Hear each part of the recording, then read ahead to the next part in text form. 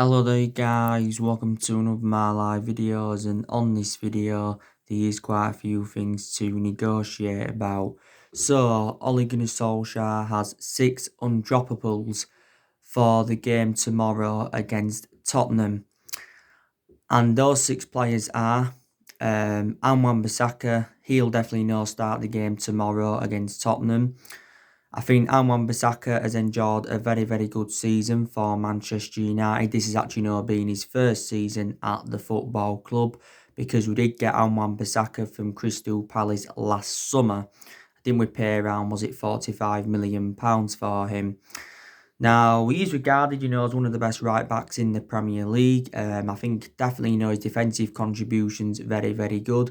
We'll just need to see more of Wan-Bissaka's attacking side of the game. That's only element of concern about Wan-Bissaka, his attacking intent. But yeah, he will be definitely starting tomorrow against Tottenham. Another player that I think will definitely be starting, and that is Harry Maguire. I also think Harry Maguire has enjoyed a very good season for Manchester United. Don't forget, we give Harry Maguire the captaincy, because obviously, Ashley Young left the football club in January. Young did enjoy 8.5 years at Manchester United. Last summer, we did pay £80 million for Harry Maguire. So he's the second most expensive signing at the club, just behind Paul Pogba, and he is the most expensive defender in the world, is Harry Maguire. So yeah, definitely he'll be starting tomorrow.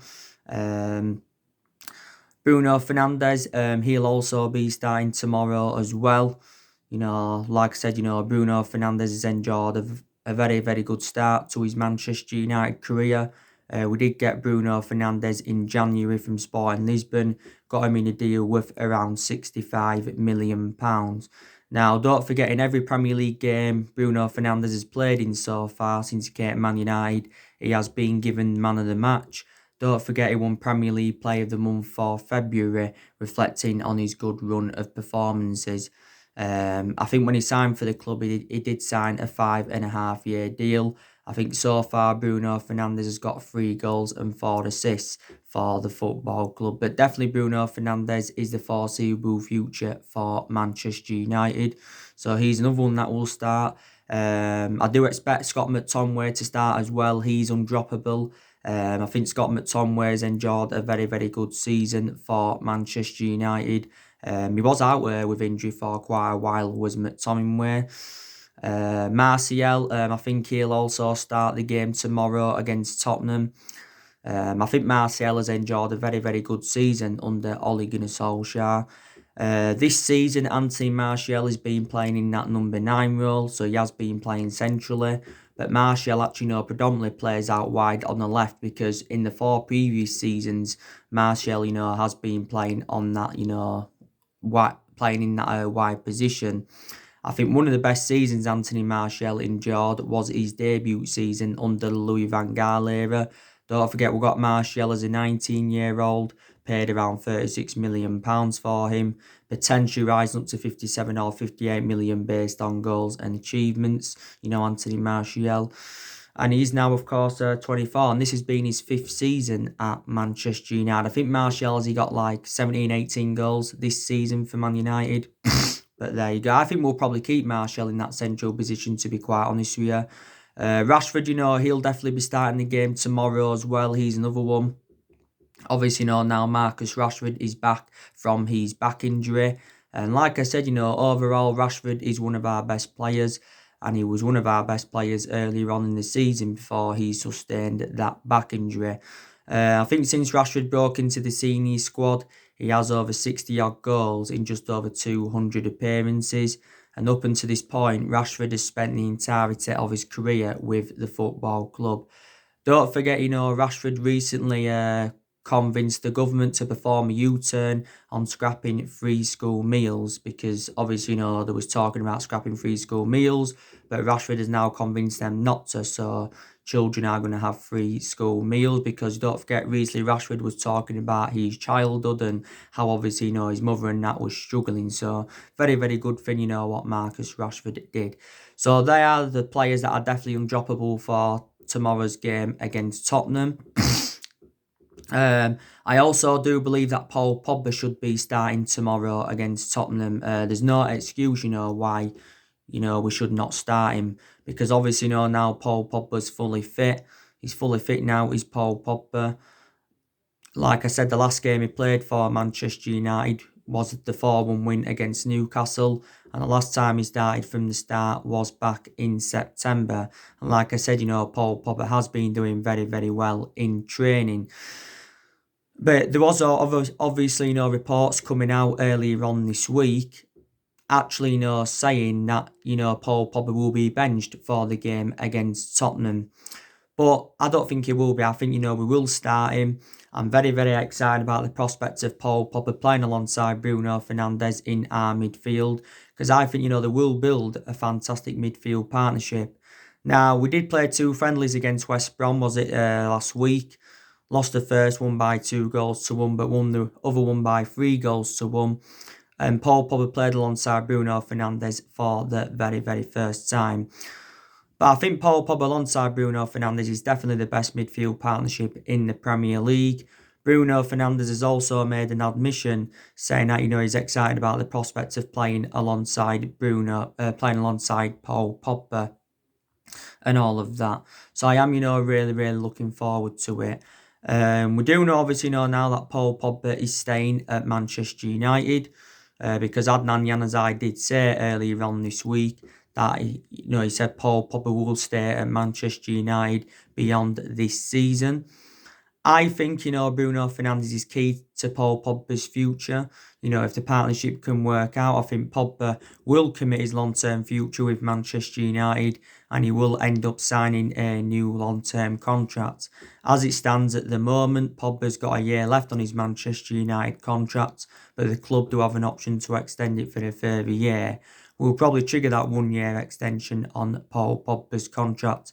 On Paul Pogba's current contract at the moment, he's on just under 300 grand a week, so he is one of the highest paid players. Of course, we did pay 89 million for Paul Pogba, so as it stands at the moment, he is our most expensive signing. Of course, Paul Pogba had a long-running transfer saga. Like I said, there were stories about Paul Pogba going to Real Madrid. Real Madrid have been in for him since the turn of the year. Real Madrid were relentlessly linked with Paul Pogba last summer. Don't forget though, last summer we said we wanted around £180 million for Pogba. Real Madrid were not willing to meet that valuation, but Pogba said last summer that he was seeking for a new challenge and publicly admitted that he wanted to leave Manchester United. And he did say earlier on this year, Paul Pogba, that he wanted to leave the football club. There's also been stories of him, going back to Juventus. I did say if Paul Pogba would have left Man United, he would have gone back to Juventus because Pogba did endure 4 good years with Juventus, but the vast majority of his performances at Man United, to be fair, have been totally comparison to his ones at Juventus. Like I said as well, swap deals have been high on the agenda. Juventus have tried to offer some of their players to get Pogba. Madrid have tried to offer some of their players to get Paul Pogba. PSG, quite a few weeks ago now, were interested in Paul Pogba as well. And Barcelona have also been in for him in the past. Mini Raiola, of course, Paul Pogba's agent. We've been very, very critical of him since the turn of the year, reflecting on some of the comments he has said. And Mini Raiola has been one of the problems, but, Mini Raiola has been in the process of trying to get his client a transfer away from Man United complete because he's held talks with Juventus and he's also held talks with Real Madrid. I think Ed Woodward had some negotiations with Mini Raiola earlier on in the year. Paul Pogba endured a very, very difficult time under the Jose Mourinho era, but a lot of all the top players, should I say, endured a difficult time under Mourinho. So far, Paul Pogba's won 2 trophies at the club, and that was the Europa League and the League Cup in his first season. You can say, in reality, that we made a mistake by getting rid of Pogba when he was younger, because obviously, we had Paul Pogba when he was a lot younger under the Alex Ferguson era. But the main explanation why we had to let him go was obviously, due to limited appearances. We had to let Paul Pogba go on a 3 transfer. Of course, Paul Pogba has received a lot of criticism as a Manchester United player. His biggest critics throughout the course of this season have been Graham Souness and Roy Keane, they've been Paul Pogba's biggest critics. But reflect on that, some people have actually advised Pogba to leave the club. But I said, didn't I? If Paul Pogba would have been sold in this summer transfer window, would have wanted over £100 million for him. I think it did say, we value him at around £150 million, Paul Pogba. It confirmed a couple of weeks ago, was it now, that it said that Paul Pogba will be our next number 10 and Bruno Fernandes will be our number 8. I don't know if this is going to happen, but Solskjaer did say that their positions had been changed the other week. What I'd do is I'd keep Bruno Fernandes in the number 10 because that's where he's more effective. And that's his predominant position. And I put Paul Pogba in the number 8, maybe the number 6, but probably no McTominay will operate in the number 6. But our first choice midfield trio with Pogba in the starting lineup is Pogba, Bruno Fernandes and McTominay. Fred, he'll play instead of one of them so often. I've got to make an admission regarding Fred. He's enjoyed a fantastic season for Man United under Solskjaer. He has been given his chances, and Fred has confounded his critics, Ron. Because under Jose Mourinho, he did receive criticism, but there again, Fred never really got his opportunities under the Jose Mourinho era. Didn't we pay around £50 million for Fred or something like that from Shakhtar Donetsk? Fred was exceptional, by the way, at Shakhtar Donetsk. Matic, I thought he was in a good vein of form before the football season got suspended. But he now could find game time hard, he will drop more to the bench now, will Nemanja Matic. So we have got a lot of midfield options and that. And like I said, we've also got a lot of attacking options as well. So Paul Pogba must start this game against Tottenham tomorrow. He really, really shouldn't that. You saw my video that I did yesterday on how I think Ole Gunnar Solskjaer can beat Jose Mourinho. Now, how I think Ole Gunnar Solskjaer can beat Jose Mourinho is that, we've got to play with a high line. We've got to make it difficult for Tottenham to play out from the back. And we've obviously got to keep it tight at the back ourselves. Now, I think, Tottenham will probably play defensive in that because, Jose Mourinho does play defensive a lot. You saw that a lot, when he was at Manchester United, he used to part the bush, against the big sides and all of that. But Tottenham, have still got players, that could cause us problems. Like I mentioned, they've got now Harry Kane back from his hamstring injury. They've also got Human Son back. And they've got other good players as well, like Tanguy Ndombele, who they got last year.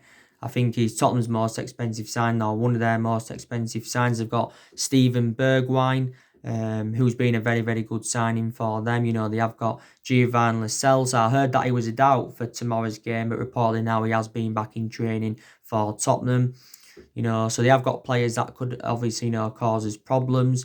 The good news is that, Dele Alli will not be playing for Tottenham tomorrow because he got given a one-game suspension from the FA for them coronavirus offensive social media posts, and he got fined around £50,000 for this. So from a Tottenham perspective, that's very, very bad news for them. Like I mentioned, Tottenham have got no Tanganga, he's injured. They've got no Troy Parrott, I think he's also injured as well, for Tottenham. But, so this is how I think, how Solskjaer, can beat Jose Mourinho, basically just by playing with a high line, because I think Solskjaer, will approach the game correctly tomorrow as well. I think, he'll make the right decisions. Right decisions. Solskjaer knows what, I think Solskjaer knows what 11 he's going to go with tomorrow, because I know our best 11 at the moment. I think he's got an idea as well of what formation he's going to go with tomorrow against Tottenham as well. I actually think Solskjaer could go with a 4-2-3-1 formation because Solskjaer's been going with that 4-2-3-1 formation on a regular basis this season. Few times, he's gone like with a 3-4-1-2. Few times, he's gone with a 4-3-3. I should have said quite a few times he's gone with a 4-3-3.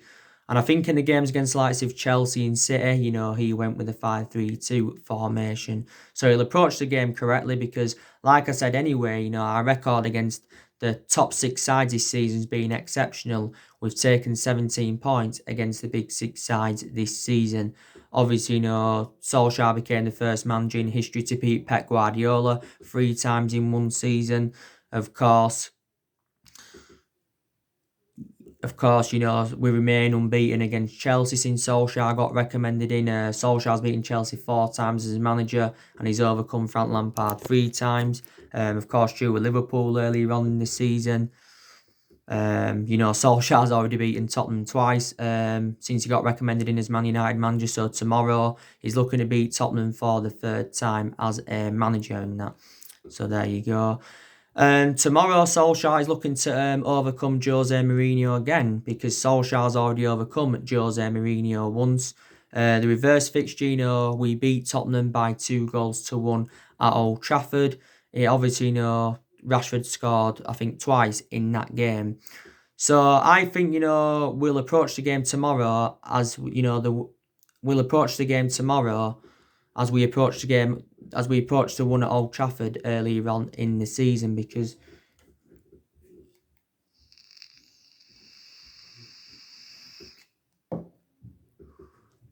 we dominated the one earlier on in the season at Old Trafford. We played with a high line, created a lot of chances, was very, very clinical on that in front of goal, So yeah, I'm very, very convinced, that we can win tomorrow. Like I said, Tottenham before the football season got suspended within a bad vein of form, but Tottenham have endured a very, very difficult season anyway. Obviously, Tottenham's ambition is that top 4.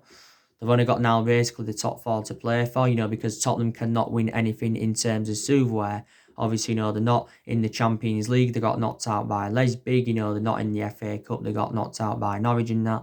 And Tottenham know from their perspective, if they don't win tomorrow, probably their top 4 ambition is over. Their top 4 ambition is over. I think if, we win the game tomorrow against Tottenham, I think, we can get top 4. Because definitely, top 4 is a priority for us, because, we do want qualification for the Champions League for next season. This is what Manchester United do want, because obviously, we'll generate money if we get qualification for the Champions League, plus we'll attract more players to the elite level. But there again, it depends on Manchester City's 2-year European ban. If that's upheld, then 5th place is a Champions League spot. If it isn't, then obviously, we've got to finish in that top 4. But as it stands at the moment, we are sitting 5th in the Premier League, and we are just 3 points behind Chelsea.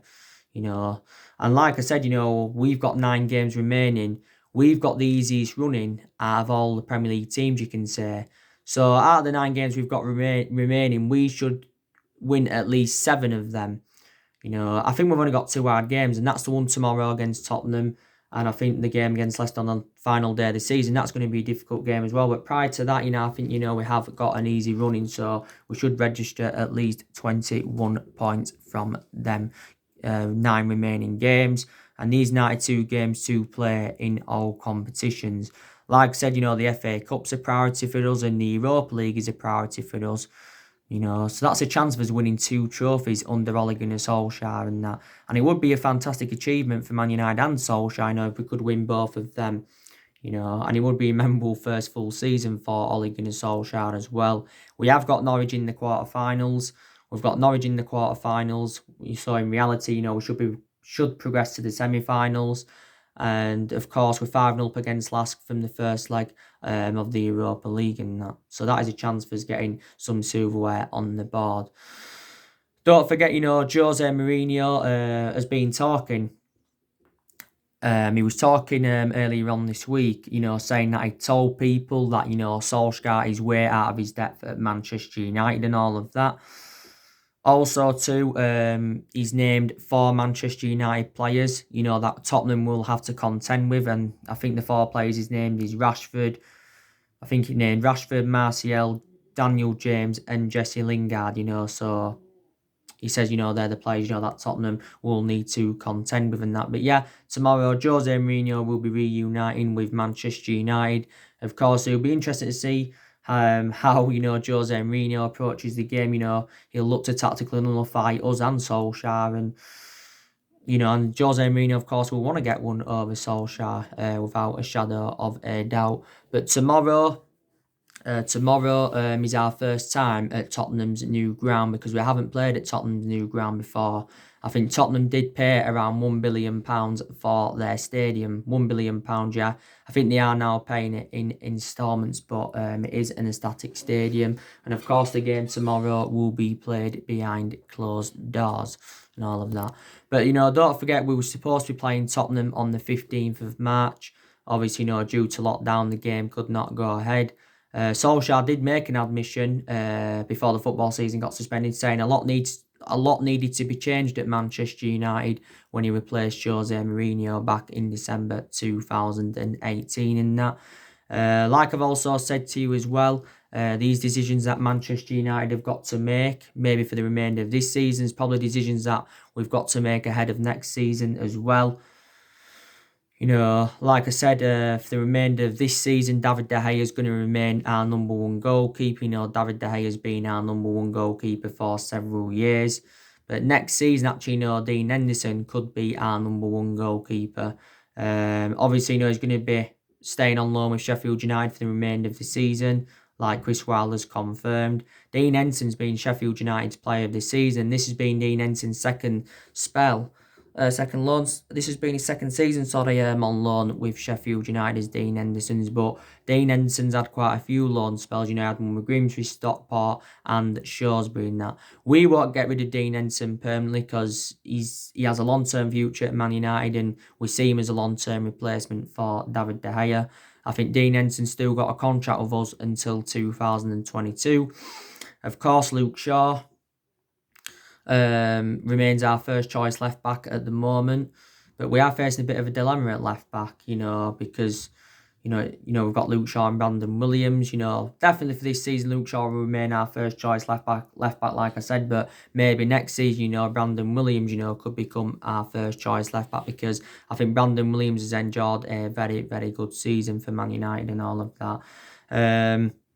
Got to make a decision on Angel Gomez's future as well. We've got to make a decision on his future. Angel Gomez's, because we have definitely got under 2 weeks now to make a decision on his future. The last time I read up about Angel Gomez, this was stemming from The Athletic. It said that we'd offered Angel Gomez a new contract. Worth around £25,000 per week. This is, what Man United had offered him. And we've put forward a few contract offers for Angel Gomez, but obviously, he has turned these contract offers down. I think Angel Gomez has got, reservations about getting into the first team because he's only made 6 first team appearances this season. There has been clubs that have been interested in Angel Gomez, and that's obviously, Chelsea, they've been interested in him. Also, to Arsenal were in for him, Barcelona, and that were in for him as well. And his current contract does expire, don't forget, at the end of this month, does Angel Gomez's. But, he's found game time difficult at the club. There's a few young players that have found game time hard. Obviously, to Heath Chon's found game time hard. Also, to James Garner, he's also found game time very, very hard as well. So maybe some more of the youngsters, should get more opportunities, for the remainder of this season. And I've credited Solskjaer because he has promoted the youth very, very well. That's one thing, I've definitely, credited him for.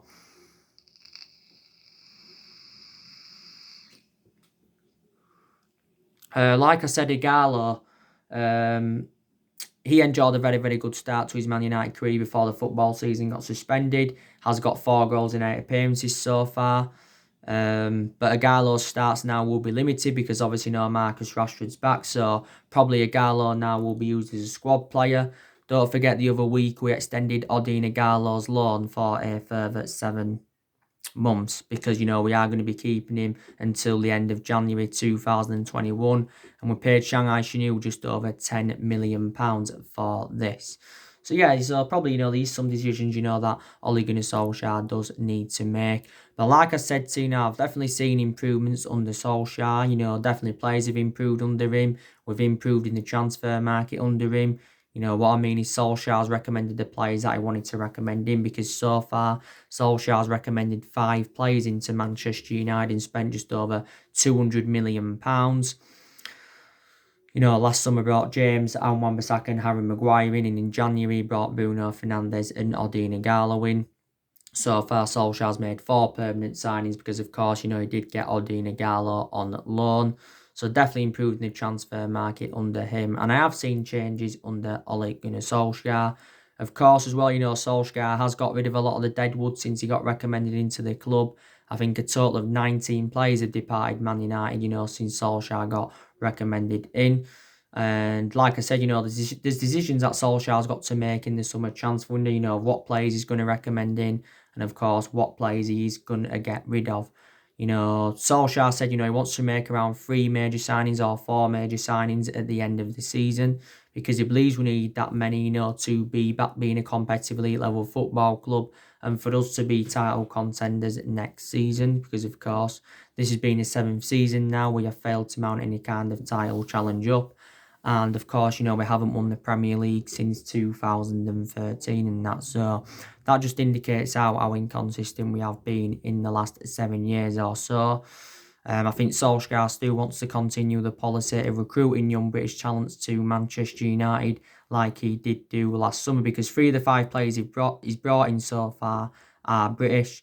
Of course, Solskjaer's identified the areas in the squad where he does want to strengthen up. He still wants to win a striker and a right winger, a midfielder, and also wants to recommend a centre-half in, even though we have got a lot of centre-halves in the team. Like I said, our priority targets are Jadon Sancho. I think he's still our number 1 priority target.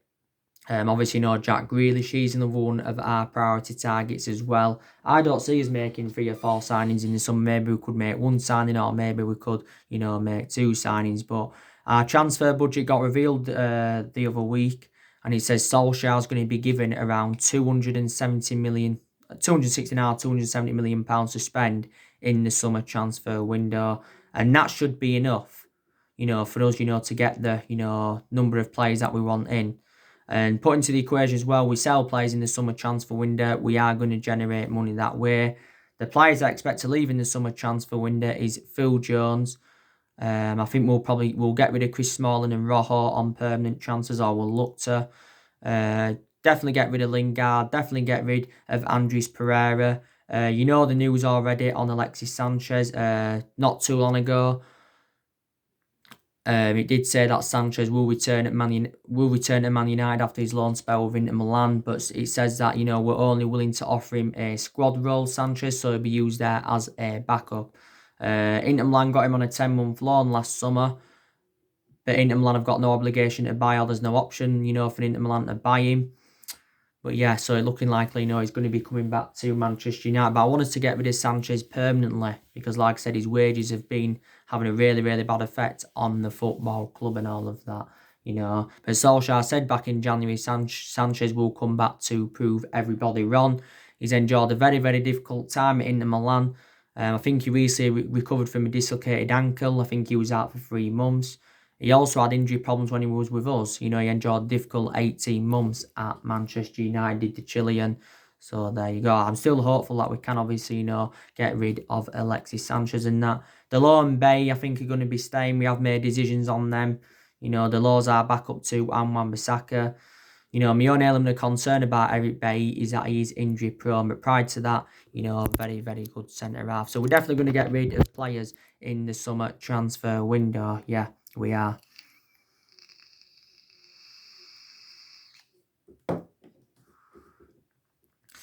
But Solskjaer knows for the summer transfer window, he has got the backing of Ed Woodward because Ed Woodward has said on quite a few occasions this season he's willing to back Solskjaer. Even though early on in the season we did enjoy our worst start to a Premier League season for 30 years and that. But Woodward, is still backing him. Also, too, the Glazers are willing to back Solskjaer as well. What saved Ole Gunnar Solskjaer's job at Manchester United was the signing of Bruno Fernandes in January. And I think, with the wins against the likes of City and Tottenham earlier on in the season, they saved his job at Manchester United as well.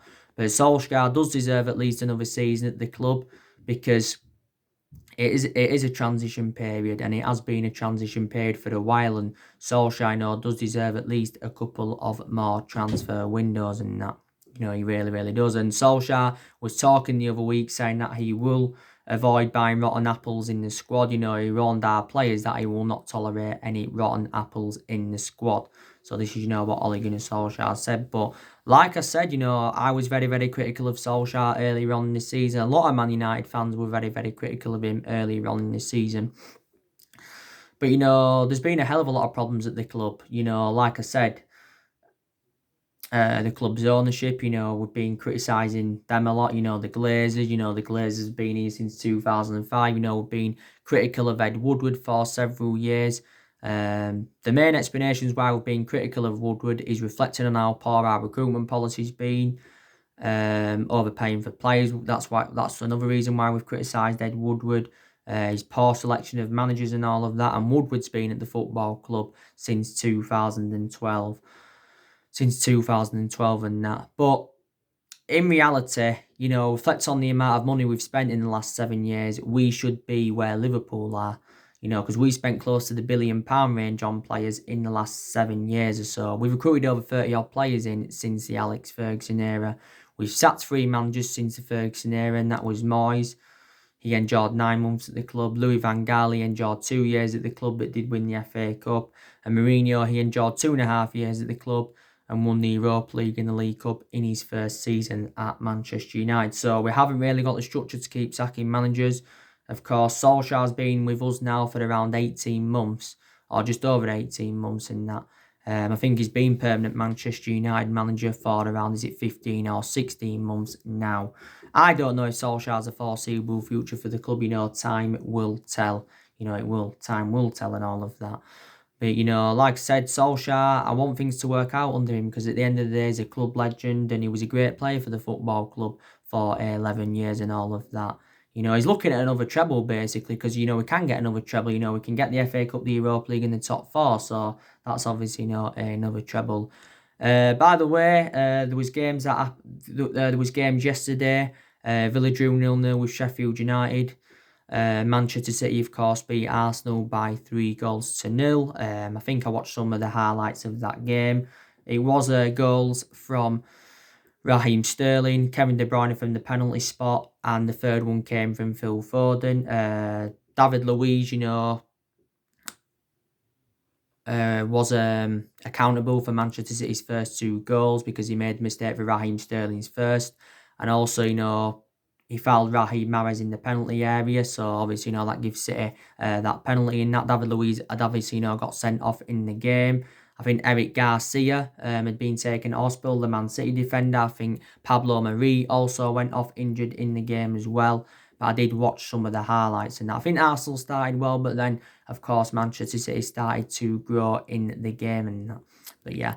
So anyway, guys, that's everything to update you today. Drop your comments, likes below on the channel. If you do, consider subscribe as always, and take care. God bless. See you all again very, very soon. And Solskjaer's press conference will be coming up as well.